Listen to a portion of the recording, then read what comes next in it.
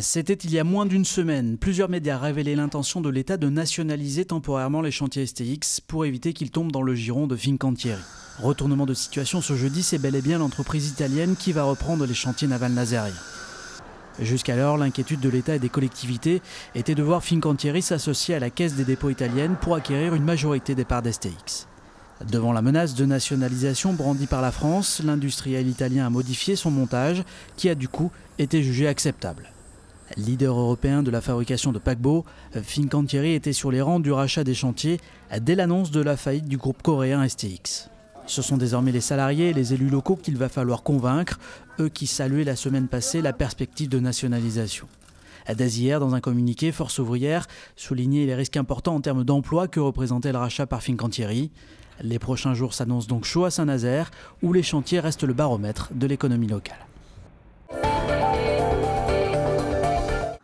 L'intervention de la police a surpris tout le monde ce jeudi matin à 7 h, rue des Dervalières, entre le parc de procès et le boulevard Guisteau à Nantes.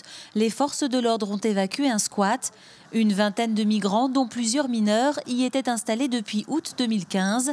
Pour Julien, du collectif Mineurs Isolés Étrangers, cette expulsion est une réponse à la manifestation de la veille.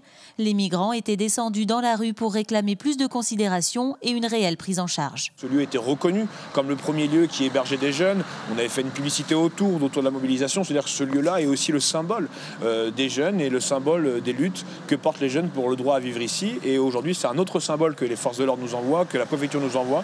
C'est justement la volonté de montrer que toutes les personnes dominées par ce système-là, qui osent se révolter, qui osent lever la tête et qui osent faire entendre sa voix, et ben la répression est directe. On va leur priver de leurs moyens de subsistance les plus primaires, comme un toit. Une grande partie des jeunes qui habitaient ici ont laissé leurs papiers à l'intérieur. On nous a refusé de rentrer à l'intérieur. Donc là, il y a vraiment une volonté de nuire et de casser le moral de ces jeunes-là. Parce que expulsés au petit matin en défonçant une porte, je vous garantis que les jeunes vont réfléchir à plusieurs fois avant de se remobiliser, de repartir à la rue pour faire entendre leur voix. Pour la deuxième fois, la Chambre des métiers et de l'artisanat de Loire-Atlantique organise l'action Artisan d'un jour.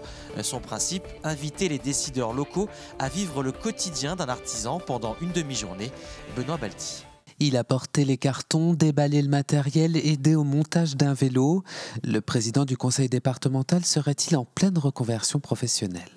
Si je devais faire une reconversion professionnelle, je suis peut-être un peu âgé maintenant, mais en tout cas, c'est un milieu qui m'aurait plu. Évidemment, le milieu du vélo, l'artisanat, la relation avec les clients. Et bon, venu ici et pour illustrer aussi, pour mettre en valeur les artisans de Loire-Atlantique. Alors, il y a une pédale droite et une pédale gauche. Et la pédale gauche se visse, pas de vis à l'envers. En réalité, Philippe Grosvalet a accepté de relever le défi Artisan d'un jour, un dispositif mis en place par la Chambre des métiers de l'artisanat.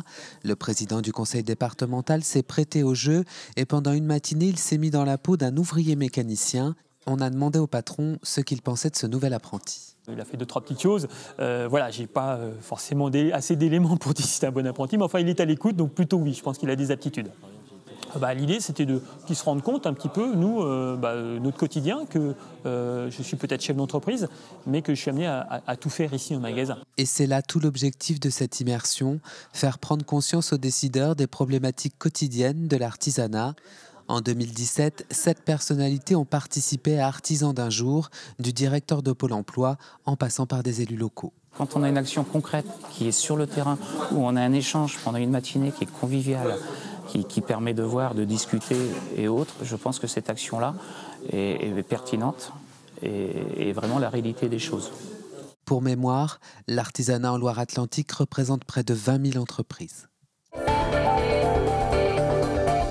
De très nombreux fans s'étaient donné rendez-vous hier au centre commercial de Beaulieu pour rencontrer et photographier Black M. Le rappeur était en promotion pour sa prochaine tournée, Olivier Caillé. Voilà ce que donne la rencontre du chanteur Black M avec ses fans. Hier, ils étaient plusieurs centaines dans une galerie commerciale nantaise à avoir répondu présent pour approcher leur idole. Invité d'une émission de radio pour faire la promotion de son nouvel album, le rappeur a partagé son temps entre autographes, photos, jeux de questions-réponses avec des auditeurs privilégiés et s'est même laissé aller à chanter quelques paroles d'un de ses succès.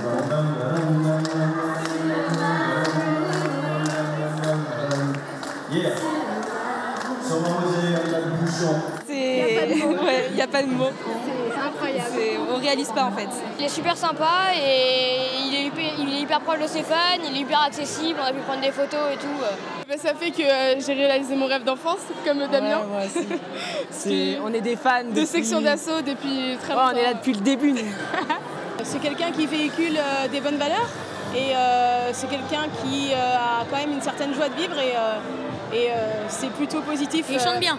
Pour tout le monde, quoi. C'est de la bonne musique, la musique qui est entraînante et qui donne envie de bouger. À chaque fois que je viens à Nantes, ne serait-ce que pour des petites promos, eh ben ils sont au courant, ils se renseignent. Là, on m'attendait déjà à la gare. Voilà, ils sont super chauds. Et hier, Black M aura pu le constater une nouvelle fois. Il sera d'ailleurs de retour à Nantes au Zénith le 10 mai prochain.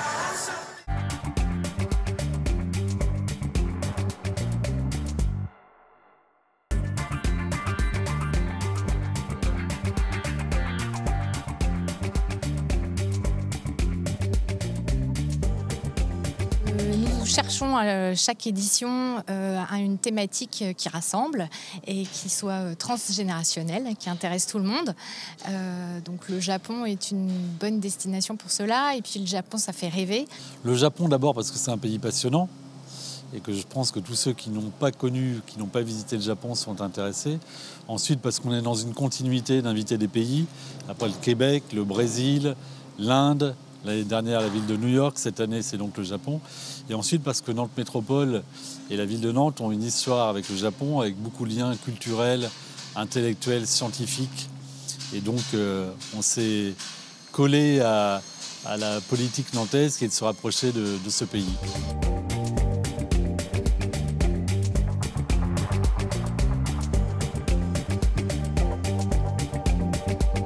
Alors, dans la thématique Japon, déjà, on a une grande exposition de 1500 mètres carrés qui retrace le Japon d'hier et d'aujourd'hui.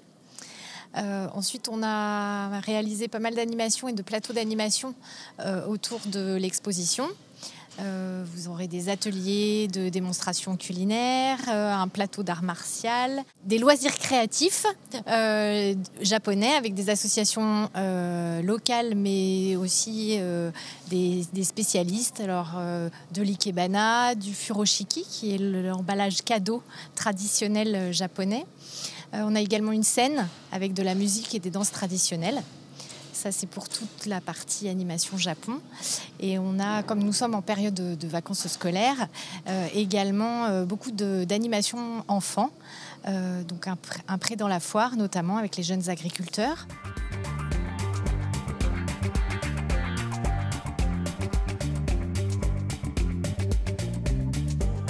C'est un enjeu surtout pour les entreprises, puisque tous les exposants qui sont ici sont à 80% des locales ou régionales.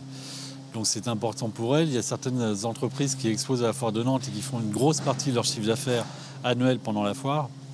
C'est aussi en termes d'emploi très important, puisque entre les prestataires qui travaillent auprès de l'exposant, plus les prestataires qui montent les stands, plus les entreprises qui exposent, c'est énormément d'emplois qui sont concernés. C'est du chiffre d'affaires, de l'emploi, de la valeur, et donc un intérêt économique certain.